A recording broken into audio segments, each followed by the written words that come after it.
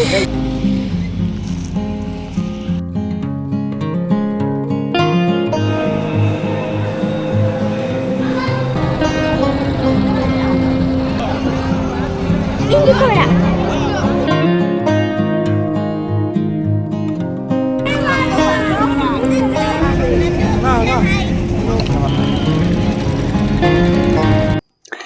Hello ಎಲ್ರಿಗೂ ನಮಸ್ಕಾರ. Welcome back to my channel. ಎಲ್ಲರೂ ಹೇಗಿದ್ದೀರಾ? ಐ ಹೋಪ್ ಎಲ್ಲರೂ ಚೆನ್ನಾಗಿದ್ದೀರಾ ಅಂತ ಅಂದ್ಕೊಂಡಿದ್ದೀನಿ. ಇನ್ನೂ ಕೂಡ ಎಲ್ಲರೂ ಚೆನ್ನಾಗಿರ್ಬೇಕು ಅಂದ್ಬಿಟ್ಟು ನಾನು ಮನಸ್ಫೂರ್ತಿಯಾಗಿ ಕೇಳ್ಕೊತಾ ಇದ್ದೀನಿ. ಸೊ ನಾನು ಕೂಡ ತುಂಬ ಚೆನ್ನಾಗಿದ್ದೀನಿ. ನಾನು ಒಂದು ವಾರದಿಂದ ಯಾವುದೇ ವಿಡಿಯೋನ ಅಪ್ಲೋಡ್ ಮಾಡೋಕ್ಕಾಗಿಲ್ಲ. ಯಾಕೆಂತಂದರೆ ನನಗೆ ಸ್ವಲ್ಪ ಕೋಲ್ಡ್ ಆಗಿಬಿಟ್ಟಿತ್ತು. ಸೊ ಅದರಿಂದ ನಾನು ಬೇರೆ ಕೋಲ್ಡ್ ಮೈ ಅಲ್ವಾ, ಆ ನೀರಿಗೂ ಈ ನೀರಿಗೂ ಸ್ವಲ್ಪ ಜಾಸ್ತಿನೇ ಕೋಲ್ಡ್ ಆಗಿಬಿಟ್ಟಿದೆ. ಇವತ್ತು ಸ್ವಲ್ಪ ಪರವಾಗಿಲ್ಲ. ಅದರಿಂದ ಇವತ್ತು ಎಡಿಟಿಂಗ್ ಕೆಲಸ ಮಾಡ್ತಾ ಇದ್ದೀನಿ. ಹಾಗೆ ಅಪ್ಲೋಡ್ ಮಾಡೋಣ ಅಂದ್ಬಿಟ್ಟು ಇವತ್ತು ಅಪ್ಲೋಡ್ ಮಾಡ್ತಾ ಇದ್ದೀನಿ. ಈ ವಿಡಿಯೋನ ಎಲ್ಲೂ ಕೂಡ ಸ್ಕಿಪ್ ಮಾಡದೆ ಎಂಡ್ವರೆಗೂ ನೋಡಿ. ಯಾಕೆ ಅಂತಂದರೆ ಈ ವಿಡಿಯೋನ ನಾನು ಮಂತ್ರಾಲಯ, ಹಾಗೆ ಕಾಶಿನಲ್ಲಿ, ಹಾಗೆ ಅಯೋಧ್ಯ ಮತ್ತು ಪ್ರಯಾಗ್ರಾಜಲ್ಲಿ ವಿಡಿಯೋ ಮಾಡಿದ್ದು. ಸೊ ಎಲ್ಲೂ ಕೂಡ ಅಷ್ಟೇ ಸ್ಕಿಪ್ ಮಾಡದೆ ನೋಡಿ.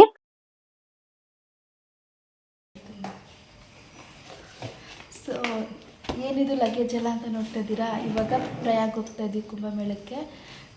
ಇದಕ್ಕೆ ಹೋಗ್ತಾ ಇದ್ದೀವಿ, ಕಾಶಿ, ಪ್ರಯಾಗ್ ಮತ್ತು ಅಲ್ಲಿ ಅಯೋಧ್ಯ ಎಲ್ಲ ಹೋಗ್ತಾ ಇದ್ದೀವಿ. ಸೊ ಲಗೇಜ್ ಅಂದರೆ ಬಟ್ಟೆ ಎಲ್ಲ ಇಟ್ಕೊಂಡಿದ್ದೀವಿ. ಬಟ್ಟೆ, ಸ್ನೋ ಪೇಸ್ಟು, ಬ್ಲ್ಯಾಕೆಟು, ಶಾಲು. ಡರ ಹಾಯ್ ಮಾಡು. ಸರಿ, ಹಾಂ ಸರಿ ಅಮ್ಮ. ಪಾಪು ಮಾತು ಮಾಡ್ಕೊಬರ್ಕೊಳ್ತೀನಿ. ಪಾಪು ಏನು ಮಾಡ್ತಿದ್ದಾನೆ ಅಂತ ನೋಡೋಣ. ಸೊ ಪಾಪು ಮಲಗಿದ್ದಾನೆ. Thank you.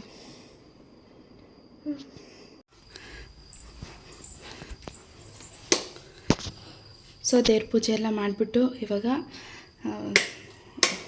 ಹೊರಡ್ತಾ ಇದ್ದೀವಿ ಅಣ್ಣನ ಮನೆ ಹತ್ರಕ್ಕೆ. ಬನ್ನಿ. ಸೊ ಗಾಯ್ಸ್, ಈಗ ಹೊರಡ್ತಾ ಇದ್ದೀವಿ.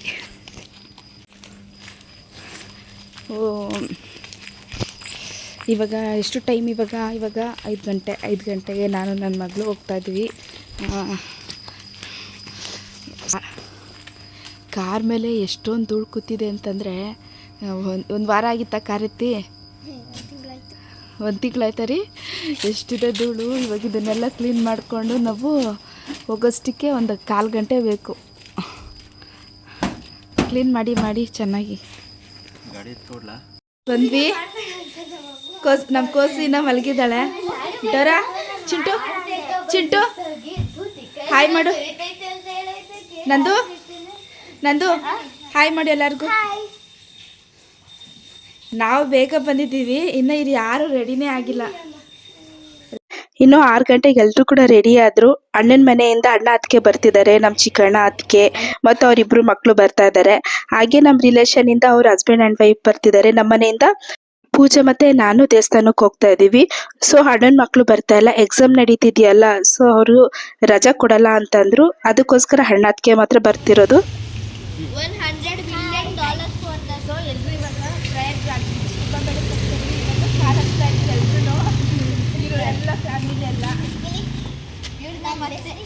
ಸೊ ಎಲ್ರಿಗೂ ಹೇಳಿ ಆಲ್ ದ ಬೆಸ್ಟ್ ಅಂತ.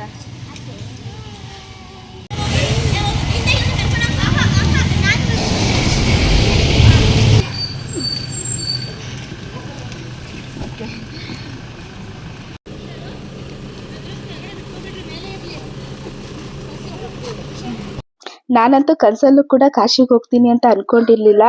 ಯಾಕೆ ಅಂತಂದರೆ ಅಷ್ಟು ಲಾಂಗ್ ಜರ್ನಿ, ಉತ್ತರ ಪ್ರದೇಶ ಅಲ್ವಾ, ಯಾರಪ್ಪ ಹೋಗ್ತಾರೆ, ಯಾರು ಜರ್ನಿ ಮಾಡ್ತಾರೆ ಅಂತೇಳ್ಬಿಟ್ಟು ಕನಸಿನ ಮಾತಾಗಿತ್ತು. ಸೊ ಇವತ್ತು ಅಣ್ಣ ಫ್ಯಾಮಿಲಿ ಎಲ್ಲನೂ ಸಹ ಕರ್ಕೊಂಡು ಹೋಗ್ತಿದ್ದಾರೆ. ಫಸ್ಟ್ ನಾವು ಫ್ಲೈಟ್ಗೆ ಟಿಕೆಟ್ ಬುಕ್ ಮಾಡೋಕ್ಕೆ ಅಂತೇಳ್ಬಿಟ್ಟು ಹೋಗಿದ್ರು. ಸೊ ಆದರೆ ಟಿಕೆಟ್ ಬುಕ್ ಮಾಡೋಕ್ಕೆ ಆಗಿಲ್ಲ. ಯಾಕಂದರೆ ಒಬ್ಬರಿಂದ ಇಬ್ಬರಿಗೆ ಮಾತ್ರ ಟಿಕೆಟ್ ಸಿಗುತ್ತೆ ಅಂದರು. ಯಾಕಂದರೆ ನಮ್ಮ ಫ್ಯಾಮಿಲಿಯಿಂದ 14ರಿಂದ 15 ಜನ ಹೋಗ್ತಾ ಇದ್ದಿದ್ದು ಟ್ರಿಪ್ಗೆ. ಸೊ ಅದರಿಂದ ಕ್ಯಾನ್ಸಲ್ ಆಯಿತು. ಆಮೇಲೆ ತುಂಬ ಕಾಸ್ಟ್ಲಿ, ಅಂದರೆ 85ರಿಂದ 90 ಸಾವಿರ ರೂಪಾಯಿ ಹೇಳಿದರು. ಆದರೂ ಕೂಡ ಎಲ್ರಿಗೂ ಕೂಡ ಫ್ಲೈಟ್ ಟಿಕೆಟ್ ಸಿಕ್ಕಿಲ್ಲ. ಸೊ ಮತ್ತೆ ನಾವು ಅಲ್ಲಿಂದ ಟ್ಯಾಕ್ಸಿ ಬುಕ್ ಮಾಡಿಕೊಂಡು ನಾವು ತುಂಬ ಅಲ್ಲಿಗೆ ಆಗುತ್ತೆ. ಅಂದರೆ 15 ಜನಕ್ಕೆ ಸಿಗಬೇಕಲ್ವಾ ಫ್ಲೈಟ್ ಟಿಕೆಟು. ಸೊ ಸಿಗಲಿಲ್ಲ.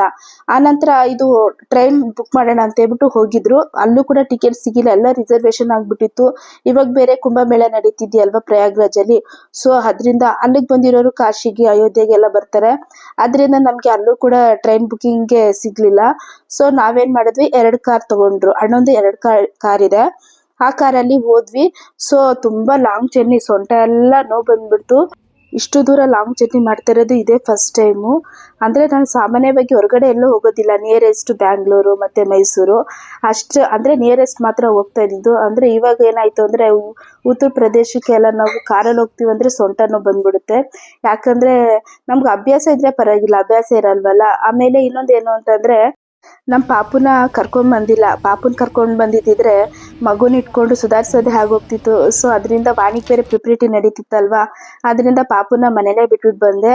ಅಂದರೆ ಇಷ್ಟು ದೂರ ಅಲ್ಲಿ ಮಕ್ಕಳನ್ನೆಲ್ಲ ಕರ್ಕೊಂಡು ಬರೋದಕ್ಕಾಗೋದಿಲ್ಲ, ಯಾಕಂದರೆ ಆ ಊಟಕ್ಕೆ ಅಡ್ಜಸ್ಟ್ ಆಗೋದಿಲ್ಲ, ಏನೂ ಇಲ್ಲ.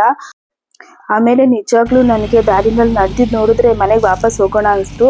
ಯಾಕೆ ಅಂತಂದರೆ ಕಾರ್ ಬೇರೆ ಕೆಟ್ಟೋಯ್ತು ಮಧ್ಯ ದಾರಿನಲ್ಲಿ. ಸೊ ಅದು ಹೈವೇನಲ್ಲಿ ಕೆಟ್ಟೋಯ್ತು. ಅಂದರೆ ಅಲ್ಲಿ ಯಾರು ಮೆಕ್ಯಾನಿಕ್ಗಳು ಸಿಕ್ಕಿಲ್ಲ. ಆಮೇಲೆ ಅದು ಬೇರೆ ಆಂಧ್ರ ಬಾರ್ಡ್ರ್ ಅಲ್ವಾ. ಆಮೇಲೆ ಏನು ಮಾಡಿದ್ವಿ, ಯಾರೋ ಒಬ್ರು ಸಿಕ್ಕಿದ್ರು, ಅಂದರೆ ಹೈವೇನಲ್ಲಿ ಒಬ್ರು ಸಿಕ್ಕಿದ್ರು, ಅದಕ್ಕಂತಾನೆ ಇರ್ತಾರಲ್ವಾ, ಸಿಕ್ಕಿದ್ರು. ಆಮೇಲೆ ನಾವು ಕಾರ್ನ ಎತ್ಕೊಂಡು ಹೋಗ್ಬಿಟ್ಟು ಶೋರೂಮ್ ಹತ್ರ ಬಿಟ್ಟಾದ್ಮೇಲೆ ನಮಗೆಲ್ಲ ಬೇಜಾರಾಗೋಯ್ತು. ಏನಪ್ಪ ಕಾಶಿಗೆ ಹೋಗ್ಬೇಕಾದ್ರೆ ಈ ರೀತಿ ಆಗಬೇಕಲ್ಲ ಅಂದ್ಬಿಟ್ಟು ಒಂದು ಸ್ವಲ್ಪ ಬೇಜಾರಾಯಿತು. ಆಮೇಲೆ ಅವರು ಒಂದು 2 ಅವರ್ಸ್ಗೆಲ್ಲ ನಾವು ರಿಪೇರಿ ಮಾಡಿಕೊಡ್ತೀವಿ ಅಂತಂದರು. ನಾವು ಇಷ್ಟೋ ತನಕ ಏನು ಮಾಡೋದು, ಅಲ್ಲಿಗೆ ಅಂದರೆ ಮಂತ್ರಾಲಯಕ್ಕೆ ಸ್ವಲ್ಪ ಹತ್ರ ಇದೆ. ಸೊ ನಾವೇನು ಮಾಡಿದ್ವಿ, ಕಾರ್ ರಿಪೇರಿ ಆಗೋಷ್ಟೊತ್ತಿಗೆ ಸ್ವಲ್ಪ ಮಂತ್ರಾಲಯಕ್ಕಾದ್ರೂ ಓಡ್ ಬರೋಣ ಅಂದ್ಬಿಟ್ಟು ನಿಯರೆಸ್ಟ್ ಅಲ್ಲಿಂದ ಬಿಟ್ಟಾದ್ಮೇಲೆ ಅಲ್ಲಿ ಹೋಟ್ಲು ಬುಕ್ ಮಾಡಿಕೊಂಡು ಅಲ್ಲೇ ಸ್ನಾನ ಎಲ್ಲ ಮುಗಿಸ್ಕೊಂಡು ನಾವು ರಾಯ ದರ್ಶನಕ್ಕೆ ಅಂದ್ಬಿಟ್ಟು ಹೊರಡ್ತಾ ಇದ್ದೀವಿ. ಇವಾಗ ಇಲ್ಲಿ ನಾವು ಮಂತ್ರಾಲಯಕ್ಕೆ ಹೋಗ್ತಾ ಇದ್ದೀವಿ. ಸ್ನಾನ ಎಲ್ಲ ಮಾಡ್ಕೊಂಡು ಫ್ರೆಶ್ ಅಪ್ ಆಗಿ ಸ್ನಾನ ಎಲ್ಲ ಮುಗೀತು. ಇವಾಗ ಮಂತ್ರಾಲಯಕ್ಕೆ ಹೋಗ್ತಾ ಇದ್ದೀವಿ. ಅಲ್ಲೋಗಿ ಫುಲ್ಲು ವಿಡಿಯೋ ಮಾಡ್ತೀವಿ. ಇವಾಗ ನಾವು ಇನ್ನೂ ರೂಮಲ್ಲೇ ಇದ್ದೀವಿ, ಲಿಫ್ಟ್ ಹತ್ರ ಕಾಯ್ತಾ ಇದ್ದೀವಿ. ಅಲ್ಲಿ ಕೂಡ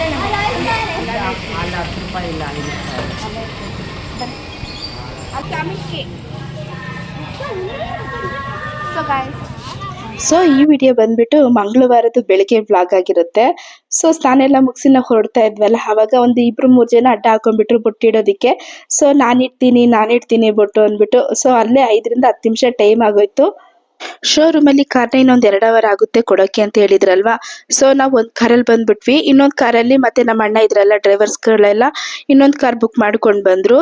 ಅಂದರೆ ಸುಮಾರು ನೈಟ್ ಆಗ್ಬಿಟ್ಟಿತ್ತು, ಒಂದು 11-12 ಗಂಟೆ ಆಗ್ಬಿಟ್ಟಿತ್ತು ಅವ್ರು ಬರೋಷ್ಟೊತ್ತಿಗೆ. ನಾವು ಸ್ವಲ್ಪ ಬೇಗ ಹೋದ್ವಿ, ಒಂದು 1 ಅವರ್ ಮುಂಚೆ ಹೋಗಿದ್ವಿ, ಅವ್ರು 1 ಅವರ್ ಹಿಂದೆ ಬಂದರು. ಸೊ ಎಲ್ಲರೂ ರೆಡಿ ಆಗಿಬಿಟ್ಟು ರಾಯ ದರ್ಶನಕ್ಕಂತ ಹೋದ್ವಿ. ನಿಜವಾಗ್ಲೂ ರಾಯ ದರ್ಶನ ಎಷ್ಟು ಚೆನ್ನಾಗಾಯ್ತು ಅಂತಂದರೆ ನನಗೆ ಅವಾಗ ಅನಿಸ್ತು, ಅಯ್ಯೋ ನಾವು ವಾಪಸ್ ಹೊಟ್ಟೋಗ್ಬಿಟ್ಟಿದ್ರೆ ಇಷ್ಟು ಅಂದರೆ ಏನೋ ಒಂಥರ ಮಿಸ್ ಮಾಡ್ಕೊತಾ ಇದೆ ಅಂತ ಹೇಳ್ಬಿಟ್ಟು ಅನ್ನಿಸ್ತು. ಸುಮ್ಮನೆ ಯಾರು ಕೂಡ ದೇವ್ರ ದರ್ಶನ ಮಾಡೋದಕ್ಕಾಗೋದಿಲ್ಲ. ಯಾಕಂದ್ರೆ ದೇವ್ರ ಆಶೀರ್ವಾದ ಇದ್ರೇನೆ ದೇವ್ರೇ ಕರ್ಸ್ಕೊಂತಾನೆ ನಮ್ಮನ್ನ. ಅಯ್ಯಪ್ಪನ ದರ್ಶನ ಮಾಡ್ಕೊಳಕ್ಕೆ ದೇವ್ರೇ ಕರ್ಸ್ಕೊಂತಾನೆ ಅಂತ ಅನಿಸ್ತು. ನಾವೇನ್ ಮಾಡ್ಬಿಟ್ಟಿದ್ವಿ, ಅಯ್ಯೋ ಕಾರ್ ಕೆಟ್ಟೋಯ್ತಲ್ಲಪ್ಪ ಅಂದ್ಬಿಟ್ಟು ಅಯ್ಯೋ ಮನೆಗೆ ವಾಪಸ್ ಹೊಟ್ಟೋಗ್ಬಿಡೋಣ, ಇಷ್ಟು ದೂರ ಬಂದಿದ್ದೀವಿ, ಬೇರೆ ಮಂತ್ರಾಲಯ ನೋಡ್ಕೊಂಡು ಹೋದ್ರೆ ಸಾಕು ಅಂತ ಹೇಳ್ಬಿಟ್ಟು ಅನ್ಕೊಂಡ್ಬಿಟ್ಟಿದ್ದು. ಆಮೇಲೆ ಏನಾಯ್ತೋ ಗೊತ್ತಿಲ್ಲ, ರಾಯದ ಆಶೀರ್ವಾದ ಪಡ್ಕೊಂಡಿದ್ದಾದ್ಮೇಲೆ ಒಂಥರ ಮನ್ಸಿಗೆ ಏನೋ ಒಂಥರ ದೃಢ ನಿರ್ಧಾರ, ಇಷ್ಟು ದೂರ ಬಂದಿದ್ದೀವಲ್ವಾ, 44 ವರ್ಷಕ್ಕೊಂದ್ಸಲ ಬರುವಂತದ್ದು ಕುಂಭಮೇಳ ಪ್ರಯಾಗ್ರಾಜಲ್ಲಿ. ಸೊ ಅದು ನೋಡೋಣ. ಹಾಗೆ ಕಾಶಿ ವಿಶ್ವನಾಥ ಮತ್ತೆ ಕಾಶಿ ವಿಶಾಲಾಕ್ಷಿ ದೇವಸ್ಥಾನ, ಅಂದ್ರೆ ಅಲ್ಲಿ ಶಕ್ತಿ ಪೀಠ ಇದೆಯಲ್ಲ, ಸೊ ಅದು. ಹಾಗೆ ಅಯೋಧ್ಯ, ಅಂದ್ರೆ ತುಂಬಾ ಇವಾಗ ಕನ್ಸ್ಟ್ರಕ್ಷನ್ ನಡೀತಿದೆ. ಸೊ ಹೋಗೋಣ ಅಂದ್ಬಿಟ್ಟು ನಿಜವಾಗ್ಲೂ ಅಲ್ಲಿ ಒಂಥರ ಪಾಸಿಟಿವ್ ಎನರ್ಜಿ ಅಂತಾನೆ ಹೇಳ್ಬೋದು. ನಮ್ಗೆ ಅದೇ ರೀತಿ ಆಯ್ತು. ಸೊ ರಾಯ ದರ್ಶನ ನೋಡ್ತಾ ಇರ್ಬೋದು, ಅಲ್ಲಿ ವಿಡಿಯೋ ಮಾಡೋದಕ್ಕೆ ಬಿಟ್ಟಿಲ್ಲ. ಸೊ ಇದು ಪಕ್ಕದಲ್ಲಿರುವಂತದ್ದು. ದೇವ್ರ ದರ್ಶನ ನಿಂತಾಗ ದೇವ್ರಿಗೂ ನನಗೂ ಎಷ್ಟು ಅಡಿ ಇತ್ತು ಅಂತಂದ್ರೆ ಒಂದು 5-8 ಅಡಿ ಇತ್ತು ಅಂತಾನೆ ಹೇಳ್ಬೋದು. ದರ್ಶನ ಕಣ್ಮುಂದೆನೆ ಚೆನ್ನಾಗಾಯ್ತು. ಆಮೇಲೆ VIP ಸೆಕ್ಷನ್ ಅಲ್ಲಿ ಹೋದ್ವಲ್ಲ, ಒಂದು 5-10 ನಿಮಿಷಕ್ಕೆಲ್ಲ ದರ್ಶನ ಆಯ್ತು. ಆಮೇಲೆ ನಾವು ಹೋದಾಗ ಸ್ವಾಮಿಗೆ ಅಭಿಷೇಕ ಎಲ್ಲ ಮಾಡ್ತಾ ಇದ್ರು, ಮತ್ತೆ ಮುಖವಾಡ ಎಲ್ಲ ಇಡ್ತಾ ಇದ್ರು. ಅಂದ್ರೆ ನಮ್ಮ ಮನಸ್ಸಿರೋದನ್ನೆಲ್ಲ ಬೇಡ್ಕೊಳೋದಿಕ್ಕೆ ನಿಜವಾಗ್ಲೂ ಒಂದು ಒಳ್ಳೆ ಪವಿತ್ರವಾದ ಸ್ಥಳ ಅಂತಾನೆ ಹೇಳ್ಬೋದು. ನಮ್ಮ ಪಾಪು ಏನಾದರೂ ಕರ್ಕೊಂಡ್ ಬಂದಿದ್ದಿದ್ರೆ ಫುಲ್ಲು ದೇವಸ್ಥಾನ ಎಲ್ಲ ಚೆನ್ನಾಗಿ ಓಡಾಡ್ತಾ ಇದ್ದ. ಒಂಥರ ಅವ್ರಿಗೂ ಖುಷಿ ಸಿಗುತ್ತೆ. ಇಷ್ಟು ಲಾಂಗ್ ಜರ್ನಿನಲ್ಲಿ ಮಕ್ಕಳನ್ನೆಲ್ಲ ಕರ್ಕೊಂಬರೋದಕ್ಕಾಗೋದಿಲ್ವಲ್ಲ. ಸೊ ಅಲ್ಲೇ ಬಿಟ್ವಿ. ಆಮೇಲೆ ಸರಿ ಏನ್ಬಿಟ್ಟು ನಾವು ಸ್ವಲ್ಪ ಪೂಜೆ ಅಲ್ಲಿ ಸಾಮಗ್ರಿ ಇದೆಯಲ್ಲ, ಅಲ್ಲೇನು ಮಾಡ್ದೋ ಹೋದ್ವಿ. ಅಂದರೆ ಮನೆಯಲ್ಲಿ ರಾಯರ ಫೋಟೋ ಇರಲಿಲ್ಲ. ಸೊ ಮನೆಯಲ್ಲಿ ಅಂದರೆ ಗುರುಗಳ ಆಶೀರ್ವಾದ ಇರಬೇಕಲ್ಲ ಅಂತ ಹೇಳ್ಬಿಟ್ಟು ಒಂದು ರಾಯರ ಫೋಟೋನು ಸಹ ತಗೊಂಡೆ. ಅದನ್ನು ನಾನು ವಿಡಿಯೋದಲ್ಲಿ ಅಪ್ಲೋಡ್ ಮಾಡ್ತೀನಿ. ಹಾಗೆ ದೀಪದ ಕೆಳಗಡೆ ಪ್ಲೇಟ್ ಬರುತ್ತಲ್ಲ, ಸೊ ಹಾಗೆ ಬೇರೆ ನೆಲದ ಮೇಲೆ ಇಡಬಾರ್ದು ಅಂತ ಹೇಳ್ತಾರೆ. ಸೊ ದೀಪದ ಕೆಳಗಡೆ ಇಕ್ಕಕ್ಕೆ ಒಂದು ಚಿಕ್ಕ ಪ್ಲೇಟ್ ತಗೊಂಡೆ ನಾನು, ಹಿತ್ತಾಳೆದು. ಸೊ ಅದನ್ನು ಕೂಡ ಅಷ್ಟೇ ನಾನು ವಿಡಿಯೋದಲ್ಲಿ ಅಪ್ಲೋಡ್ ಮಾಡ್ತೀನಿ. ಆಮೇಲೆ ಸರಿ ಅಂದ್ಬಿಟ್ಟು ಎಲ್ರೂ ಕೂಡ ಅಲ್ಲೇ ಸ್ವಲ್ಪ ಹೊತ್ತು 1 ಅವರಿಂದ ಒಂದು 2 ಅವರ್ ಟೈಮ್ ಸ್ಪೆಂಡ್ ಮಾಡಿದ್ವಿ. ಅಂದ್ರೆ ಎಲ್ಲಾರು ಅಂದ್ರೆ ಒಂಥರ ನೆಮ್ಮದಿ ಇತ್ತು. ಫೋಟೋ ಎಲ್ಲ ತಗೊಂಡ್ವಿ. ಆಮೇಲೆ ಮಕ್ಳ ಜೊತೆ ಎಲ್ಲ ಆಟ ಆಡಿದ್ದು, ಮತ್ತೆ ಅಲ್ಲಿ ಹಸುಗಳಿದ್ದು ಆಟ ಆಡ್ಕೊಂಡು ಸರಿ ಅಂದ್ಬಿಟ್ಟು ಊಟ ಬೇರೆ ಮಾಡಿರ್ಲಿಲ್ಲ. ಸರಿ ಅಂದ್ಬಿಟ್ಟು ಹೋಟ್ಲು ಹತ್ರ ಬಂದ್ವಿ ಊಟ ಮಾಡೋದಿಕ್ಕೆ. ಆಮೇಲೆ ಊಟ ತಿನ್ನೋಣ ಅಂತ ಹೇಳ್ಬಿಟ್ಟು ನಿಲ್ಸಿದ್ವಲ್ಲ ಹೋಟ್ಲು, ಎಷ್ಟು ರಾಯಲ್ ಆಗಿತ್ತು ಗೊತ್ತಾ. ಅಲ್ಲಿ ಮಕ್ಳಿಗೆ ಅಂದರೆ ಪಾರ್ಕ್ ಥರ ಇತ್ತು. ಮತ್ತು ಅಲ್ಲಿ ಹಸಿರು ಹುಲ್ಲು ನೋಡ್ತಾ ಇರ್ಬೋದು. ಅಂದರೆ ಒಂಥರ ಒಳ್ಳೆ ಊಟ ಮಾಡೋದಕ್ಕೆ ಒಂದು ಒಳ್ಳೆ ಜಾಗ ಅಂತಲೇ ಹೇಳ್ಬೋದು. ಆಮೇಲೆ ಸರಿ ಅಂದ್ಬಿಟ್ಟು ಇಲ್ಲಿ ಏನು ಸಿಗಲಿಲ್ಲ. ಅಂದರೆ ಮಾಮೂಲಿ ರೋಟಿ ಕರಿ ಮತ್ತು ಪನ್ನೀರು, ಮಶ್ರೂಮು ಮತ್ತು ಜೀರಾ ರೈಸು ಈ ಥರ ಇತ್ತು. ಸೊ ಹಂಗೆ ಸ್ಟಾರ್ಟಿಂಗ್ ಅಲ್ವಾ ಹೋಗಬೇಕಾದ್ರೆ ನಮ್ಗೇನು ಅನಿಸಿಲ್ಲ, ಒಂಥರ ಖುಷಿ ತಿನ್ನೋದಕ್ಕೆ. ಹೋಟೆಲಂತೂ ಸೂಪರ್ ಆಗಿದೆ. ಎಷ್ಟು ಡ್ರಾಯಿಂಗ್ ಎಲ್ಲ ಇದೆ, ಮತ್ತು ಲೈಟಿಂಗ್ಸ್ಗಳು ಚೆನ್ನಾಗಿದೆ. ವೆಜ್ ಇದೆ, ನಾನ್ ವೆಜ್ ಇದೆ. ಬಟ್ ನಾವಿವತ್ತು ವೆಜ್ ತಿಂತಿದ್ದೀವಿ. ಸೊ ಯಾಕೆ ರಾಯರಿ ದೇವಸ್ಥಾನಕ್ಕೆ ಕೊಟ್ಟು ಬಂದಿದ್ದೀವಿ. ಅದಕ್ಕೋಸ್ಕರ ಇವತ್ತು ವೆಜ್ ಅಷ್ಟೇ ತಿಂತಾ ಇದ್ದೀವಿ, ನಾನ್ ವೆಜ್ ತಿನ್ನೋದಿಲ್ಲ. ಹಂಗಾದ್ರೆ ಟ್ಯೂಸ್ಡೇ ಎಲ್ಲ ತಿನ್ಬೋದು. ಅಂದರೆ ರಾಯರ ದರ್ಶನ ಮಾಡ್ಕೊಂಡು ಬಂದಮೇಲೆ ತಿನ್ನುವಂಗಿಲ್ಲ. ಎಷ್ಟು ರೆಸಿಪಿ ಇದೆ, ತುಂಬ ಚೆನ್ನಾಗಿದೆ. ಹೋಟ್ಲೆಲ್ಲ ತುಂಬ ದೊಡ್ಡದಾಗಿದೆ. ಈಚೆ ಕಡೆ ತುಂಬ ಚೆನ್ನಾಗಿದೆ ಮಕ್ಕಳಿಗೆ. ಅಂದರೆ ನಮ್ಮ ಕಡೆ ಎಲ್ಲ ರೈಸ್ ಐಟಮ್ಸು, ದೋಸೆ, ಮಸಾಲೆ ದೋಸೆ ಈ ರೀತಿ ಇರುತ್ತೆ. ಅಂದರೆ ಆ ಕಡೆ ಎಲ್ಲ ಹೇಗೆ ಅಂತಂದರೆ ರೋಟಿ ಕರಿ, ಮಶ್ರೂಮು ಹಾಗೆ ಪನ್ನೀರು. ಅಂದರೆ ಸ್ಟಾರ್ಟಿಂಗ್ ಅಲ್ವಾ ನಮಗೆ ಒಂಥರ ಖುಷಿ ತಿನ್ನೋದಕ್ಕೆ ತಿನ್ಬೋದಪ್ಪ ಅಂದ್ಬಿಟ್ಟು.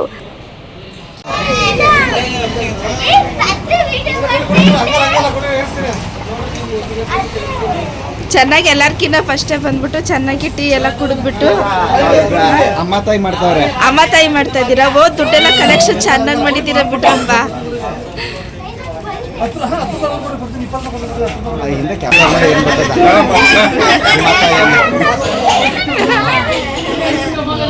ಅಮ್ಮ ತಾಯಿ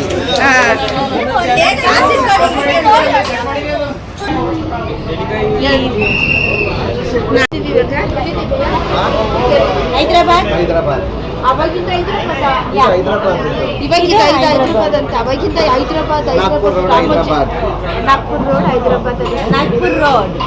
ಸ್ವಲ್ಪ ಬ್ರೇಕಪ್ ಟೀ ಕುಡಿಯಕ್ಕೆ ಬಂದಿದ್ದೀವಿ. ಸೊ ಮಹಾರಾಷ್ಟ್ರಕ್ಕೆ ಬಂದ್ವಿ. ಅಂದರೆ ಟಿಫನ್ ಟೈಮ್ ಆಗಿತ್ತು. ಸೊ ನಿಜವಾಗ್ಲೂ ಒಂಚೂರು ಚೆನ್ನಾಗಿರ್ಲಿಲ್ಲ ಟಿಫನ್ ಎಲ್ಲ. ಸೊ ಅದರಲ್ಲೆಲ್ಲ ಒಂದು ಸ್ವಲ್ಪ ಅವಲಕ್ಕಿ ಚಿತ್ರಾನ್ನ ಸ್ವಲ್ಪ ತಿನ್ಬೋದಷ್ಟೇ, ಜಾಸ್ತಿ ತಿನ್ನೋದಕ್ಕಾಗೋದಿಲ್ಲ. ಎಣ್ಣೆ ಅಂಶ ಜಾಸ್ತಿ ಇತ್ತು. ಅಂದರೆ ತಿನ್ನಲೇಬೇಕಲ್ವ, ಶಕ್ತಿ ಬೇಕು ದೇವಸ್ಥಾನ ತನಕ ಹೋಗೋ ತನಕ ಅಂದ್ಬಿಟ್ಟು ಅವಲಕ್ಕಿ ಚಿತ್ರಾನ್ನನೇ ತರಿಸ್ಕೊಂಡೆ. ಅದರಲ್ಲಿ ನಮ್ಮ ಅಣ್ಣ ಮತ್ತು ನಾನು ಇಬ್ಬರು ಶೇರ್ ಮಾಡಿಕೊಂಡು ತಿಂದಾದ್ಮೇಲೆ ಮಕ್ಕಳಿಗೆಲ್ಲ ಚಾಕ್ಲೇಟ್ ಎಲ್ಲ ಕೊಡಿಸ್ಕೊಂಡು ಅಲ್ಲಿಂದ ಹೊರಟು. ನಿಜವಾಗ್ಲೂ ಅಲ್ಲಿ ಮಹಾರಾಷ್ಟ್ರದಲ್ಲಾಗಲಿ ಮಧ್ಯಪ್ರದೇಶದಲ್ಲಾಗಲಿ ಊಟ ಸೆಟ್ ಆಗೋದಿಲ್ಲ ನಮಗೆ. ಅಂದರೆ ಬೇರೆ ಯಾವ ರೀತಿ ಅಂತಂದರೆ ಅದು ಮಾಮೂಲಿಯಾಗಿ ದಿನ ಅಂದರೆ ಯಾವಾಗಲೂ ಒಂದು ಸ್ವಲ್ಪ ಹೋಟ್ಲೂಟ ತಿನ್ನೋರು ಅಂದರೆ ಅಡ್ಜಸ್ಟ್ ಆಗುತ್ತೆ. ಸೊ ನಾನು ಜಾಸ್ತಿ ಹೋಟ್ಲೂಟ ತಿನ್ನೋದಿಲ್ವಲ್ಲ, ನಂಗೆ ನಿಜವಾಗ್ಲೂ ಅಡ್ಜಸ್ಟ್ ಆಗಿಲ್ಲ. ಸಿಗೋದಿಲ್ಲ, ಊಟ ಇಲ್ಲ, ಒಳ್ಳೆ ಫುಡ್ ಇಲ್ಲ. ಅದಕ್ಕೆ ಭಯ ಎಲ್ಲ ಅಲ್ಲಿಗೆ ಬಂದಿರೋದು, ಬೆಂಗಳೂರಿಗೆ ಬಂದಿರೋದು ಬಂದ್ಬಿಟ್ಟು ಪಾನಿಪುರಿ, ಗೋಲ್ಗಪ್ಪ. ಇನ್ನೊಂದು ಏನಪ್ಪಾ ಅಂದ್ರೆ ಒಂದು ವಾರ ಆದ್ರೂ ಸ್ಥಾನ ಇರೋದು ಪಾಪ ಇವರಿಗೆ. ಅಂಕಲ್ ಟವಲ್ಸ್ ಕೊಡಿ. ನೀರೆಲ್ಲ ಆಲ್ಮೋಸ್ಟ್ ಕಡಿಮೆ ಆಗೈತೆ. ಇದನ್ನು ವಿಡಿಯೋ ಮಾಡ್ಬೋದಮ್ಮ? ಇಲ್ಲಿ ಮಾಡ್ತಾ ಇದ್ದೀನಿ. ಇಷ್ಟೇ ಕಾಣಿಸೋದು ನನಗೆ. ಮೇಲೆ ಎತ್ಬಿಟ್ಟು ಇದು ಮಾಡು. ಇಷ್ಟೇ ನೀರು ಕಾಣಿಸ್ತಾ ಇರೋದು. ಅಂದ್ರೆ ಭಯ ನಮ್ಮ ಬೆಂಗಳೂರಷ್ಟು ಬರಲ್ಲ ಬಿಡು. ನಮ್ಮ ಬೆಂಗಳೂರಷ್ಟು ನೀರು ಬರೋದಿಲ್ಲ. ಪಕ್ಕದಲ್ಲೇ ಇದೆ ನೋಡು ಕೊಚ್ಚೆ. ಇದ್ ಕಡೆ ಜಾಸ್ತಿ ಮೋಲ್ಡ್ ಮನೆ ಇಲ್ಲ ಭಯ, ಆ ಕಡೆ ಮಾತ್ರ ಜಾಸ್ತಿ ಮೋಲ್ಡ್ ಮನೆಗಳಿದಾವೆ. ಈ ಕಡೆಲ್ಲ ರೇಖೆ ಇರುತ್ತಲ್ಲ. ಮಧ್ಯಪ್ರದೇಶದಲ್ಲಿ ಹಾಗೆ ಮಹಾರಾಷ್ಟ್ರದ ಕಡೆ ಎಲ್ಲ ಜಾಸ್ತಿ ಸಾಸಿವೆ ಗಿಡ ಜಾಸ್ತಿ ಬೆಳೆಸಿದ್ರು. ಸುತ್ತಮುತ್ತ ಎಲ್ಲ ಅಲ್ಲಿ ಜಾಸ್ತಿ ಸಾಸಿವೆ ಎಣ್ಣೆನೇ ಯೂಸ್ ಮಾಡೋದು. ಹಾಗೆ ಇದು ಏನಪ್ಪಾ ಗೋಧಿ ಜಾಸ್ತಿ ಬೆಳೆದಿದ್ರು. ಅಂದ್ರೆ ನಮ್ಮ ಕಡೆ ಪಾಪ ಅವ್ರು ಹೆಂಗಿರ್ತಾರ ಅಂತ ಅನ್ಸ್ಬಿಡ್ತು. ಆಮೇಲೆ ಬರೋಲ್ಲ ದಾರಿನಲ್ಲಿ ಎಳ್ನೀರು ಹುಡ್ಕುದ್ವಿ, ಎಳ್ನೀರು ಎಲ್ಲೂ ಸಹ ಸಿಕ್ಕಿಲ್ಲ. ಆಮೇಲೆ ಒಂದು ಜ್ಯೂಸ್ ಅಂಗಡಿ ಇಲ್ಲ, ಏನಿಲ್ಲ ಹೈವೇ ರೋಡಲ್ಲಿ.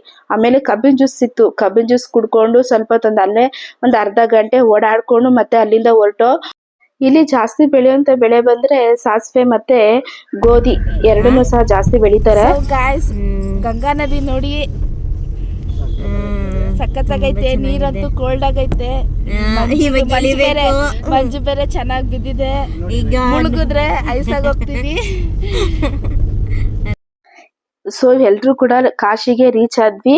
ಇವಾಗ ಕಾಶಿ ಇಲ್ಲಿದೆ ಅಂತ ಅಂದ್ರೆ ಒಂದು 10 ರಿಂದ 15 ಕಿಲೋಮೀಟರ್ ಹಿಂದೆನೆ ಕಾರ್ ಹಾಕಿಸ್ಬಿಡ್ತಾರೆ. ಯಾಕಂದ್ರೆ ಟ್ರಾಫಿಕ್ ಇರುತ್ತಲ್ವಾ, ಅದರಿಂದ ನಮ್ಮನ್ನ ಒಳಗಡೆ ಬಿಡ್ಲೇ ಇಲ್ಲ. ಸೊ ಹೆಂಗೋ ಮಾಡಿ ಆಮೇಲೆ ಪೊಲೀಸರು ನಮ್ಮ ಕಾರ್ನ ಒಳಗಡೆ ಬಿಟ್ರು. ನಾವು ಒಂದು 10 ಕಿಲೋಮೀಟರ್ ಇದ್ದಂಗೆ ಅಲ್ಲೇ ಕಾರ್ ಪಾರ್ಕಿಂಗ್ ಮಾಡ್ಬಿಟ್ಟು ಅಲ್ಲಿಂದ ನಡ್ಕೊಂಡ್ ಬಂದ್ವಿ. ಅಂದ್ರೆ ಬೆಳಗಿನ ಜಾವ ಅಲ್ವಾ, ಸ್ವಲ್ಪ ಚೆನ್ನಾಗಿ ವಾಕ್ ಆಗುತ್ತಂತ ಮಾಡ್ಕೊಂಡ್ ಬಂದು. ಆದ್ರೆ ಸೊಂಟ ನೋವು, ಕಾಲ್ ನೋವೆಲ್ಲ ಬಂದ್ಬಿಡ್ತು. ಕಾಣಿಸ್ತಾ ಇದಾರೆ. ಆ ಕಡೆ ಒಂದ್ಸಲ ಹೋಗಿದ್ವಿ, ಆ ಕಡೆ ಜಾಗ ಇಲ್ಲ ಅಂತ ಹೇಳ್ಬಿಟ್ಟು ತುಂಬಾ ರಶ್ ಇದೆ ಅಂತ ಹೇಳ್ಬಿಟ್ಟು ಬಿಟ್ಬಿಟ್ಟಿದ್ದಾರೆ. ಇವಾಗ ಈ ಕಡೆ ಬಂದಿದ್ದೀವಿ. ದೇವ್ರ ಜಾಸ್ತಿ ಜನನೇ ಇದ್ದಾರೆ, ನೀರಂತೂ ಕಾಣಿಸ್ತಾನೆ ಇಲ್ಲ. ಈ ಕಡೆ ದಡದಲ್ಲಿ ಇದೆಯಲ್ಲ, ನಾವು ಸ್ಟಾರ್ಟಿಂಗ್ ಇವಾಗ ಬೋಟ್ ಹತ್ತಿದ್ವಲ್ಲ, ಅಲ್ಲಿ ಸ್ವಲ್ಪ ಜಾಸ್ತಿ ಜನ ಇದ್ರು ಸ್ವಲ್ಪ. ಅದರಿಂದ ನಾವೇನ್ ಮಾಡಿದ್ವಿ, ಆ ಕಡೆ ಇನ್ನೊಂದು ಇದಿದೆ, ದಡ ಇದೆ. ಅಲ್ಲೋಗಿ ಸ್ನಾನ ಮಾಡೋಣ ಅನ್ಬಿಟ್ಟು ಬೋಟ್ ಹತ್ತಿದೀವಿ. ನೋಡ್ತಾ ಇರ್ಬೋದು ಕಾಶಿ ಅಂದ್ರೆ ನಾವು ಅಂದ್ರೆ ಎಲ್ರೂ ಕೂಡ ಹೋಗೋದಕ್ ಆಗೋದಿಲ್ಲ ಕಾಶಿಗೆ, ದೇವ್ರು ಕರ್ಸ್ಕೊಬೇಕಾಗುತ್ತೆ. ನನಗೇನಂತಂದ್ರೆ 144 ವರ್ಷಕ್ಕೆ ನಾವ್ ಇರಲ್ವಾ ಸೆಕೆಂಡ್ರಿ. ಇವಾಗ ಅಂದ್ರೆ ಅದು ಕುಂಭಮೇಳ ಅಂದ್ರೆ ಏನು ಅಂತಾನು ಸಹ ನಮಗ್ ಗೊತ್ತಿರ್ಲಿಲ್ಲ. ಸ್ಟಾರ್ಟ್ ಆದ್ಮೇಲೆ ಏನ್ ಅಂತ ನಮ್ಗೆ ಪ್ರತಿಯೊಂದು ಸಹ ನಮಗ್ ಗೊತ್ತಾಗಿದ್ದು. ಅದ್ರಿಂದ ಏನಾಗುತ್ತೆ ಅಂದ್ರೆ ಏನೋ ಒಂಥರ ಖುಷಿ, ನಾವು ಕಾಶಿಗೆ ಬಂದಿದ್ದೀವಲ್ಲ ಅಂದ್ಬಿಟ್ಟು. ನಾನು ಏನ್ ಮಾಡಿದೆ, ಫುಲ್ ವಿಡಿಯೋ ಎಲ್ಲ ಕ್ಯಾಪ್ಚರ್ ಮಾಡಿದೆ, ಫುಲ್ಲು ಸುತ್ತಮುತ್ತ ಎಲ್ಲಾನು.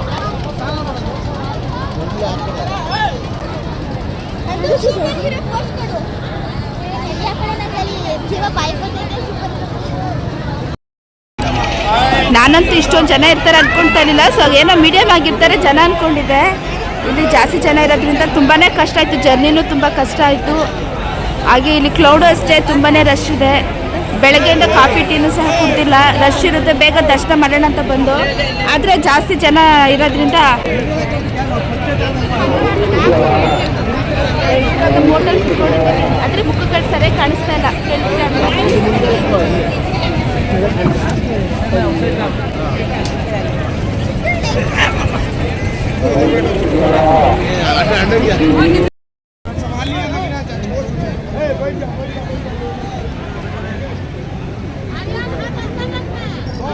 ನಿಜವಾಗ್ಲೂ ಕಾಶಿಗೆ ಬರೋದು ಅಂದ್ರೆ ಸುಮ್ನಿದ್ ಮಾತೇ ಅಲ್ಲ. ನಿಜವಾಗ್ಲೂ ಕಾಶಿಗೆ ಅಂದ್ರೆ ದೇವ್ರ ದರ್ಶನಕ್ಕೆ ಯಾವ ಕಡೆ ಕ್ಯೂ ಇದೆ ಅಂತ ನಿಜವಾಗ್ಲೂ ಗೊತ್ತೇ ಆಗೋದಿಲ್ಲ.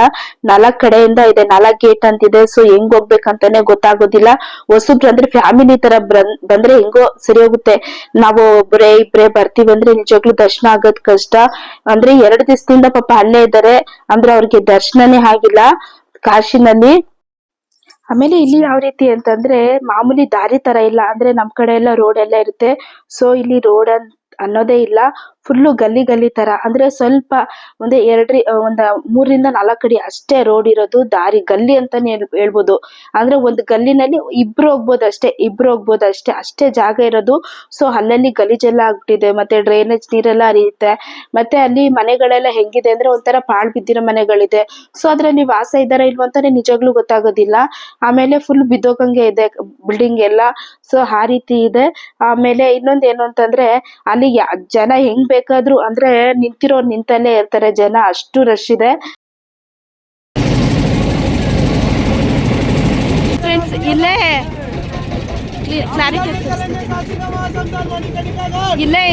ಹೆಣ್ಗಳನ್ನೆಲ್ಲ ಸುಡುವಂಥದ್ದು, ಎಣ ಸುಡ್ತಾ ಇರೋದು. ಸೊ ನೋಡ್ತಾ ಇದ್ದೀರಲ್ಲ ಗಾಯ್ಸ್, ಅಲ್ಲಿ ಎರಡು ಎಣ ಇದು ಮಾಡ್ತಾ ಇದ್ದಾರೆ. ಇಲ್ಲಿ ಏನಂತಂದ್ರೆ ಇಲ್ಲಿ ಎಣ ಸುಟ್ರೆ ಮೋಕ್ಷ ಸಿಗುತ್ತೆ ಅಂದ್ಬಿಟ್ಟು ಒಂದು ನಂಬಿಕೆ ಅಷ್ಟೇ. ಸೊ ಹೈದರಾಬಾದ್ ಅಲ್ಲಿ ತಿಂದಿದ್ದು ಊಟ. ಸೊ ಬೆಳಗ್ಗೆಯಿಂದನೂ ಕಾಫಿ ಟೀ ಇರ್ಲಿಲ್ಲ, ತಿಂಡಿನೂ ಇರ್ಲಿಲ್ಲ. ಸೊ ಸ್ನಾನ ಎಲ್ಲ ಮುಗಿಸ್ಕೊಂಡು ಸ್ವಲ್ಪ ಒಂಟೆ ಮೇಲೆ ಸ್ವಲ್ಪ ಸವಾರಿ ಎಲ್ಲ ಮಾಡಿ ಆಮೇಲೆ ಸೌತೆಕಾಯಿ ತಿನ್ಕೊಂಡ್ವಿ. ಎಲ್ರು ಕೂಡ ಊಟ ಇಲ್ವಲ್ಲ, ತಿಂಡಿ ಇಲ್ಲ. ಸೊ ಅದರಿಂದ ಸೌತೆಕಾಯಿ ತಿನ್ಕೊಂಡು ಅಲ್ಲಿಂದ ದರ್ಶನಕ್ಕೆ ಹೋದ್ವಿ. ನಿಜವಾಗ್ಲೂ ಕ್ಯೂ ನಲ್ಲಿ ಅಂದ್ರೆ ಒಂದು ಮೆಟ್ಲು ಅಂದ್ರೆ ಹಿಂಗಿದೆ, ಸ್ವಲ್ಪ ಹಪ್ಪು ತರ ಇದೆ, ಮಾಮೂಲಿ ನಮ್ ತರ ಇಲ್ಲ ಮೆಟ್ಲು, ಒಂಥರ ಬೀಳೋಂಗಿದೆ. ಅಂದ್ರೆ ತುಂಬಾ ಹೈಟು, ಒಂದ್ ಮೆಟ್ಲು ಬಂದ್ಬಿಟ್ಟು 1 ಅಡಿ ಇದೆ. ಸೊ ಕಾಲೆಲ್ಲ ನೋವು ಬಂದ್ಬಿಟ್ಟು ಅದ್ರಲ್ಲಿ ಬೇರೆ ತೇವದ ಬಟ್ಟೆಗಳನ್ನೆಲ್ಲ ಎತ್ಕೊಂಡು ಓಡಾಡಿದ್ದು. ಆಮೇಲೆ ಆಗ್ಲೇ ಇಲ್ಲ, ನಮ್ ಕೈಯಲ್ಲಿ ಹಳ ಬಂದ್ಬಿಡ್ತು, ಸೊಂಟ ನೋವು ಜಾಸ್ತಿ ಆಗೋಯ್ತು, ತಲೆನೋವು ಬಂದ್ಬಿಡ್ತು ನನ್ಗೆ. ಅವಾಗ ಏನ್ ಮಾಡಿದ್ರಿ, ಸರಿ ಅನ್ಬಿಟ್ಟು ಯಾರೋ ಪಾಪ ಹೆಲ್ಪ್ ಮಾಡಿದ್ರು. ಅಂದ್ರೆ ಒಂದಿಷ್ಟು ಅಂತ ಹೇಳ್ಬಿಟ್ಟು ಹಣ ಕೊಟ್ಬಿಟ್ಟು ನಾವು ದರ್ಶನಕ್ಕೂ ಅಂತ ಹೋದ್ವಿ. ಅಂದ್ರೆ ಒಬ್ರೊಬ್ರೆ ದರ್ಶನ ಮಾಡಕ್ ಹೋದ್ವಿ. ಆಮೇಲೆ ದೇವ್ರಿಗೆ ಅಭಿಷೇಕ ಮಾಡಕ್ಕೆ ಹಾಲು, ಆಮೇಲೆ ಪೂಜೆ ಸಾಮಾನೆಲ್ಲ ತಗೊಂಡ್ವಿ. ಆಮೇಲೆ ದರ್ಶನಕ್ಕೆ ಹೋದ್ವಿ. ದರ್ಶನಕ್ಕೆ ಹೋದಾದ್ಮೇಲೆ ದೇವ್ರನ್ನ ನೋಡೋಕ್ಕೆ ಬಿಟ್ಟಿಲ್ಲ. ಹಾಲು ಅಭಿಷೇಕ ನಾನೇ ಉಯ್ದೆ ಮತ್ತು ಹಿಂಗೆ ತಳ್ತಾ ಇದ್ರಲ್ಲ, ಆಮೇಲೆ ಪೂಜೆ ಸಾಮಗ್ರಿನೆಲ್ಲ ನಾನು ದೇವ್ರ ಮೇಲೆ ಹಾಕ್ತಿದ್ದೆ. ದೇವ್ರನ್ನ ನಾನು ನೋಡೇ ಇಲ್ಲ. ಸೊ ಆಮೇಲೆ ಅಣ್ಣಂಗೆ ಹೇಳಿದೆ, ಅಣ್ಣ ನಾನು ನೋಡಿಲ್ಲ ದೇವ್ರನ್ನ ಅಂದ್ಬಿಟ್ಟು. ಇಷ್ಟು ದೂರ ಬಂದ್ಬಿಟ್ಟು ಇಷ್ಟು ಕಷ್ಟದಲ್ಲಿ ನಾವು ಬಂದಿದ್ದೀವಿ ದೇವ್ರ ದರ್ಶನ ಮಾಡೋಕ್ಕೆ, ದೇವ್ರನ್ನ ನೋಡಿಲ್ಲ ಅಂದರೆ ಹೆಂಗೆ ಅಂದ್ಬಿಟ್ಟು ಮತ್ತೆ ಏನು ಮಾಡಿದ್ರು, ಅವರೆಲ್ಲ ಊಟ ತಿಂದರು. ನಾನು ಹತ್ತುಬಿಟ್ಟೆ, ನಂಗೆ ಸೊಂಟ ನೋವು ಬರ್ತಿದೆ ಅಂದ್ಬಿಟ್ಟು ಊಟನೂ ನಾನು ಮಾಡಿಲ್ಲ. ಆಮೇಲೆ ಸ್ವಲ್ಪ ಪೈನಾಪಲ್ ಜ್ಯೂಸ್ ತಗೊಂಡು ಕುಡಿದ್ಬಿಟ್ಟು ಒಂದು ಸ್ವಲ್ಪ ಎನರ್ಜಿ ಬಂತು ನನಗೆ. ಆಮೇಲೆ ನಮ್ಮ ಚಿಕ್ಕಣ್ಣ ಮತ್ತು ನಮ್ಮ ಅತ್ತಿಗೆ ನಾನು ಮತ್ತೆ ದೇವ್ರ ದರ್ಶನಕ್ಕೆ ಅಂತೇಳ್ಬಿಟ್ಟು ಹೋದೋ ಕಾಶಿ ವಿಶ್ವನಾಥನ ದರ್ಶನಕ್ಕೆ. ಸೊ ದರ್ಶನ ಅಂತೂ ಚೆನ್ನಾಗಾಯಿತು. ನಿಜವಾಗ್ಲೂ ನಾನೇನಾದರೂ ಎರಡೇ ಸಲ ದರ್ಶನ ಮಾಡದೇ ಇದ್ರೆ ಒಂಥರ ಗಿಲ್ಟ್ ಫೀಲ್ ಆಗ್ತಿತ್ತು. ಇಷ್ಟು ದೂರ ಬಂದು ಕಾಶಿ ವಿಶ್ವನಾಥನ ದರ್ಶನ ಮಾಡಿಲ್ವಲ್ಲ ಅಂದ್ಬಿಟ್ಟು ಒಂಥರ ಮನಸ್ಸಲ್ಲಿ ಯಾವುದೋ ಒಂದು ಮೂಲೆಯಲ್ಲಿ ಕೊರತಾ ಇತ್ತು. ಆಮೇಲೆ ಅಣ್ಣ ಹೇಳಿದ್ರು, ನನಗೆ ಹೇಳ್ಬೇಕಲ್ವ ದರ್ಶನ ಮಾಡಿಸ್ತೀನಿ ಅಂದ್ಬಿಟ್ಟು. ಸೊ ಅಣ್ಣಂಗೆ ಹೇಳಿದ್ದಕ್ಕೆ ನನಗೆ ಕಾಶಿ ವಿಶ್ವನಾಥನ ದರ್ಶನ ಚೆನ್ನಾಗಾಯಿತು. ಅಂದರೆ ಇನ್ನೊಂದು ಡೋರ್ ಇತ್ತು, ಸೊ ಅಲ್ಲಿ ಚೆನ್ನಾಗಿ ದರ್ಶನ ಮಾಡೋಕ್ಕೆ ಬಿಟ್ಟಿದ್ರು ಪಾಪ ಸೆಕ್ಯೂರಿಟಿ ಗಾರ್ಡ್ಸ್ಗಳೆಲ್ಲ. ದರ್ಶನ ಅಂತೂ ಚೆನ್ನಾಗಾಯಿತು. ದೇವರು ಅಂತೂ ಇವಾಗೂ ಅಷ್ಟೇ ಕಣ್ಣು ಮುಂದೆನೇ ಇದ್ದಂಗಿದೆ. ಸೊ ಆಮೇಲೆ ಅಲ್ಲಿ ಕಾಶಿ ವಿಶಾಲಾಕ್ಷಿ ದೇವಸ್ಥಾನ ಇದೆ. ಕಾಶಿ ವಿಶ್ವನಾಥನ ದರ್ಶನ ಆದಮೇಲೆ ಅಮ್ಮ ಕಾಶಿ ವಿಶಾಲಾಕ್ಷಿ ದರ್ಶನ ಮಾಡಲೇಬೇಕು. ಸೊ ನಾನೇನು ಮಾಡಿದೆ ಅಂತಂದರೆ ಅಲ್ಲಿ ಹೂನಾರ ತಗೊಂಡೆ. ಹೂನಾರ ತಗೊಂಡು ಒಳಗಡೆ ಹೋದೆ. ಸೊ ಗೊತ್ತಿಲ್ವಲ್ಲ ಫಸ್ಟ್ ಟೈಮು ಹೂನಾರ ತಗೊಂಡು ಒಳಗಡೆ ಹೋದೆ. ಆಮೇಲೆ ನನ್ನ ಕೈಯಿಂದ ನಾನೇ ಶಕ್ತಿಪೀಠ ಇದೆಯಲ್ಲ, ನಾನೇ ಹೂನಾರ ಹಾಕ್ಬಿಟ್ಟು ಅಲ್ಲಿ ಶಕ್ತಿಪೀಠನ ನಮಸ್ಕಾರ ಮಾಡಿಕೊಂಡೆ. ಸೊ ಇನ್ನೊಂದು ಏನು ಅಂತಂದರೆ ಎರಡೆರಡು ಸಲ ಶಕ್ತಿಪೀಠನ ಮುಟ್ಟಿ ನಮಸ್ಕಾರ ಮಾಡಿಕೊಂಡೆ. ಅಮ್ಮನ ಮುಖದಲ್ಲಿ ಅದು ಏನೋ ಒಂಥರ ನಗು ಕಳೆ. ಅಲ್ಲಿ ಜಾಸ್ತಿ ರಶ್ ಇರಲಿಲ್ಲ. ಸೊ ಬಿಟ್ಟರು, ಚೆನ್ನಾಗಿ ನೋಡೋದಕ್ಕೆ ಬಿಟ್ಟರು, ಮುಟ್ಟೋದಕ್ಕೆ ಬಿಟ್ಟರು. ಸೊ ಇದಾಗಿತ್ತು ಇವತ್ತಿನ ಬ್ಲಾಗ್. ಈ ವಿಡಿಯೋ ಎಲ್ರಿಗೂ ಕೂಡ ಇಷ್ಟ ಆಗಿದೆ ಅಂತ ಅಂದ್ಕೊಂಡಿದ್ದೀನಿ. ಕಾಶಿ ವಿಶ್ವನಾಥನ ಆಶೀರ್ವಾದ ಹಾಗೆ ವಿಶಾಲಾಕ್ಷಿ ಆಶೀರ್ವಾದ ನನ್ನೆಲ್ಲರ ಮೇಲೆ ಇರಲಿ ಅಂತೇಳ್ಬಿಟ್ಟು ನಾನು ಮತ್ತೊಮ್ಮೆ ಕೇಳ್ಕೊತಾ ಇದ್ದೀನಿ. ಈ ವಿಡಿಯೋ ಏನಾದರೂ ನಿಮಗೆ ಇಷ್ಟ ಆಗಿದ್ದರೆ ಪ್ಲೀಸ್ ಒಂದು ಲೈಕ್ ಮಾಡಿ, ಶೇರ್ ಮಾಡಿ, ಸಬ್ಸ್ಕ್ರೈಬ್ ಮಾಡದೆ ನೋಡಿದರೆ ಪ್ಲೀಸ್ ಸಬ್ಸ್ಕ್ರೈಬ್ ಮಾಡ್ಕೊಂಡು ನೋಡಿ. ಹಾಗೆ ನಿಮ್ಮ ಅನಿಸಿಕೆಗಳನ್ನ, ಅಭಿಪ್ರಾಯಗಳನ್ನ ಕಮೆಂಟಲ್ಲಿ ತಿಳಿಸಿ. ಹಾಗೆ ನಿಮ್ಮ ಆಶೀರ್ವಾದ ಸದಾ ನನ್ನ ಮೇಲೆ, ನನ್ನ ಚಾನಲ್ ಮೇಲೆ ಇರಲಿ ಅಂದ್ಬಿಟ್ಟು ನಾನು ನಿಮ್ಮಲ್ಲಿ ಕೇಳ್ಕೊತಾ ಇದ್ದೀನಿ.